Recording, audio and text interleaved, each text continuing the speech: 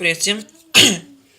Я вот такой пользуюсь адаптером для микро этим карт памяти. Вот. Микрокарт памяти я вот таким вот пользуюсь. Защелка, чтобы не записывался. Ну, чтобы не стирать ничего нельзя было. Зачем защелка вообще? Немножко стерлась уже. Маловато пользуюсь. Что-то еще сделали вот такой вырез. Можно так сделать, чтобы задержать.